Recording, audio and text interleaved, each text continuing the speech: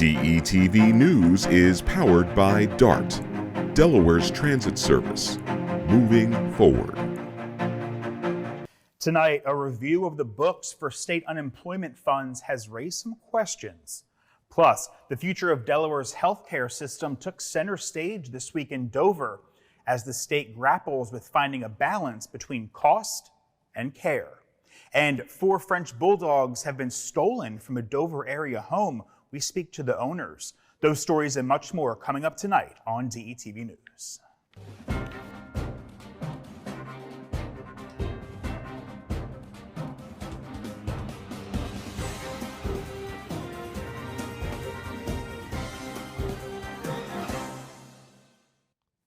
Hello and welcome to this DETV News Brief. I'm Matt Ford. Thanks so much for being with us tonight. Making headlines today, a review of the books at the Delaware Unemployment Compensation Fund has found, quote, significant deficiencies with basic accounting practices, announced State Auditor Lydia York in a special report issued Wednesday.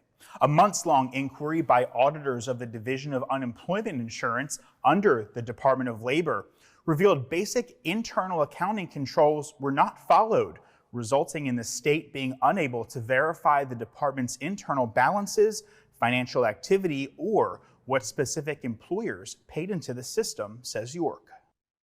A lot of work was getting done, but the work should have been reviewed and processed and made part of their financial record, and that is the piece that wasn't happening. In what she said was an unprecedented situation, York says the state's annual financial report was 3 months late because they could not complete the audit of the Unemployment Insurance Fund division, which has listed cash assets of $390 million. Now, York says it appears the department was overwhelmed by the number of unemployment claims generated during the COVID pandemic. She says, quote, it was a perfect storm of what could go wrong in an accounting system. Next steps for the state will be a further accounting of the office's books and try to recreate transactions. And in other news, tragedy struck early Thursday morning near Edgemoor as gunfire erupted. One victim, a 24-year-old man, had died. Police said he had been shot multiple times. Another man, an 18-year-old, remained stable after sustaining multiple gunshot wounds. It happened in the overnight hours on Rodney Drive and Edgemoor Gardens. This shooting marks the first homicide of the year among the 10 reported shootings here in Newcastle County. The victim's identity remains undisclosed pending family notification. Anyone with information on this shooting is urged to contact Newcastle County Police. They just want their dogs back. 2 Dover area longtime dog breeders are asking for the return of 4 French bulldogs taken during an armed burglary of their home that happened Monday night. Lyric Anderson and Sam Schumann run First State Frenchies on West Denny's Road. Their surveillance video showed 6 masked people, one of whom had a rifle, entering their back deck and breaking into their home. No one was home at the time, though their bedroom was searched and the dogs were missing. The couple said they had no suspects in the theft, but believe it's because French bulldogs are a popular and expensive breed. That we just want them back. We're not looking to get anyone in trouble. We're not looking for anything bad to happen to you. We just want our dogs back. Like, it's really taken a toll on our family life and our everyday life. Schumann said he hoped whoever had the dogs was taking good care of them. They've been gone for 3 days now, so we're worried on what type of condition they could be in, what type of care they've been getting for the past 3 days. Delaware State Police are investigating but have not provided any details on suspects or a motive. And in other news, scores of veterans and their advocates gathered at Legislative Hall today for the inaugural We the Veterans Day. Small groups of veterans fanned out across the building looking to speak with lawmakers about issues impacting local veterans. State Representative Jeff Halovsky, a Republican from Long Neck, said they developed a list of legislative priorities after a meeting with veterans last year. And we had a 30,000-foot view of what veterans wanted and what maybe we could advocate for as a group of veterans, and thought maybe there's a chance that if we came to Legislative Hall and actually made appointments and had an opportunity to speak with legislators, that we could just, make a difference.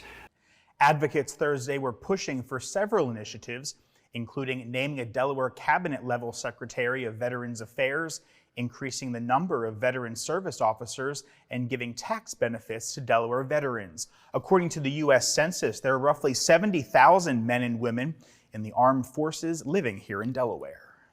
And an 85-year-old Magnolia woman has died after her car collided with a dump truck in Houston, Delaware on Tuesday. The woman was driving north on Broad Street around 9:30 p.m. when, for unknown reasons, she did not remain stopped at a stop sign and drove into the intersection directly onto the path of the truck. The woman, who has not yet been identified, was pronounced dead at the scene. The driver of that truck was not injured. And a teacher at AI DuPont School here in Wilmington suffered minor injuries Wednesday morning when trying to break up a fight. Delaware State Police say the incident broke out shortly after 10:30 in the morning when the school resource officer requested backup. Multiple units headed to the school. Troopers said at least 4 people were involved in the fight. No charges have yet been filed. And Delaware's healthcare landscape is facing a potential overhaul as healthcare providers, both large and small, unite in opposition against a proposed bill aiming to create a hospital cost review board. Spearheaded by State House Speaker Valerie Longhurst, the Diamond State Hospital Cost Review Board would consist of 5 politically appointed members tasked with scrutinizing hospital budgets and expenditures.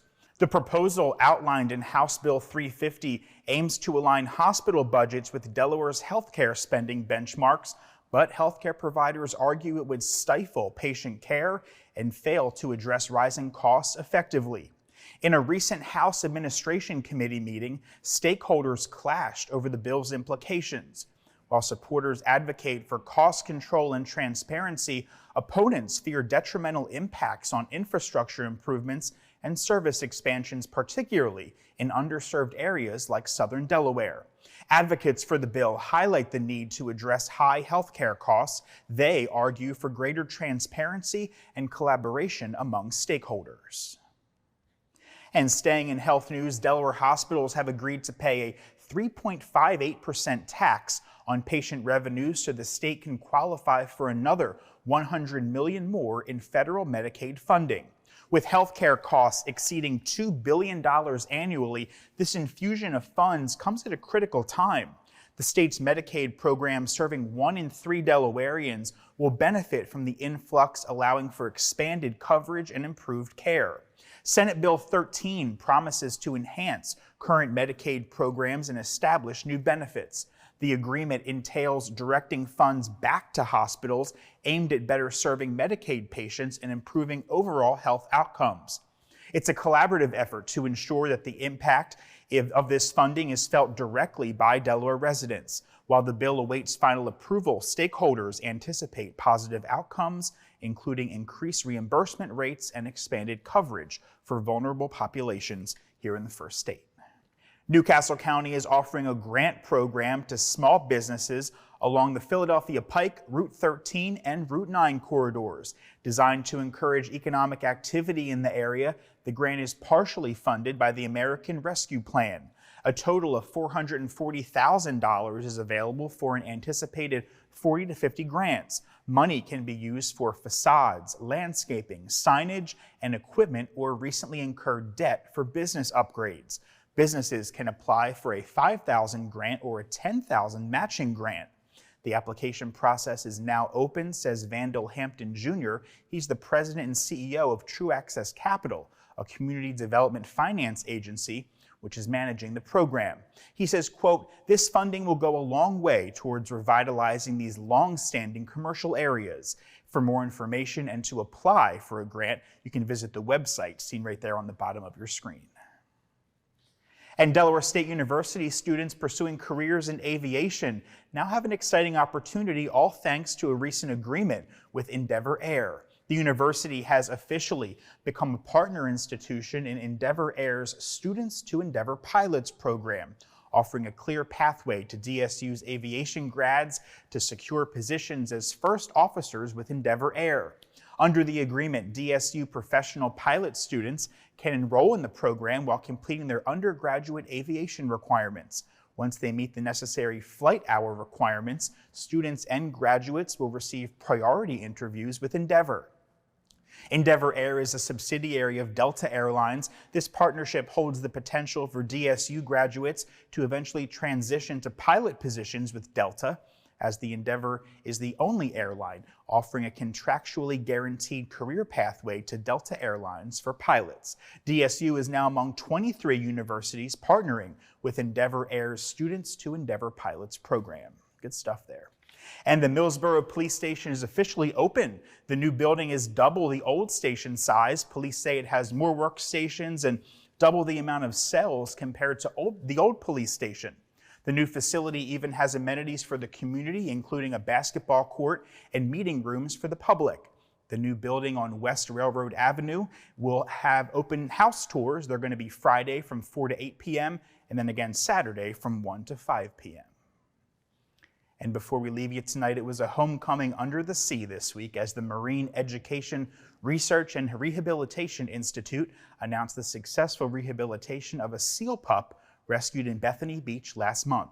According to the Murr Institute, Juliet, the seal pup, was rescued in early February after she was found ashore.